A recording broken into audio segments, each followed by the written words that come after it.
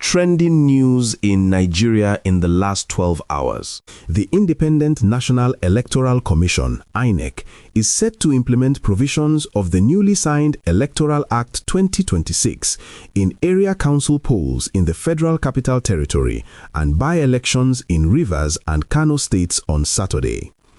The move is viewed as a key test of reforms aimed at enhancing electoral integrity. FCT Minister Nyesom Wike has announced a restriction of movement in the nation's capital from 8 p.m. Friday to 6 p.m. Saturday for the area council elections. President Tinubu approved the measure and declared Friday a work-free day to enable high voter turnout. The Senate Committee on Appropriations on Thursday expressed dissatisfaction with the president's economic team over the slow implementation of the 58.472 trillion naira 2026 budget.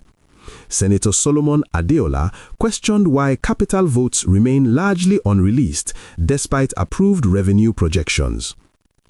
The Petroleum and Natural Gas Senior Staff Association of Nigeria, Pengasen, rejected President Bola Tinubu's executive order directing all oil and gas revenues to the Federation account, expressing concern over potential job losses and operational funding constraints. The Rivers State House of Assembly suspended impeachment proceedings against Governor Siminalayi Fubara and his deputy following legal and political complications.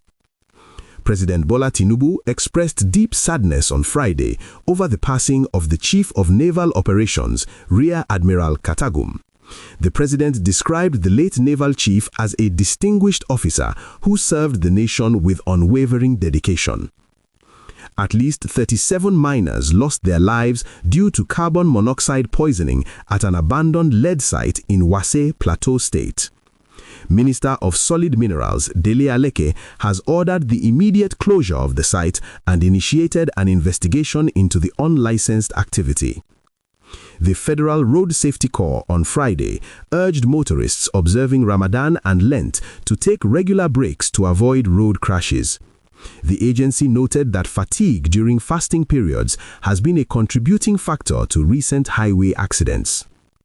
Former Senate President Bukola Saraki has voiced support for the mandatory electronic transmission of election results in the 2026 Electoral Act.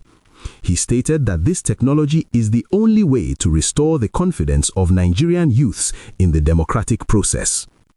Legendary folk singer Beautiful Nubia has accused Yinka Ayefele of using his musical compositions without proper authorization or royalty payments. The dispute has sparked a debate in the entertainment industry regarding copyright enforcement for veteran artists. A major oil spill from a nearby pipeline has contaminated the water sources of a host community in Bayelsa State. Local leaders have called on the NNPCL and the relevant discos to provide immediate relief and begin cleanup operations.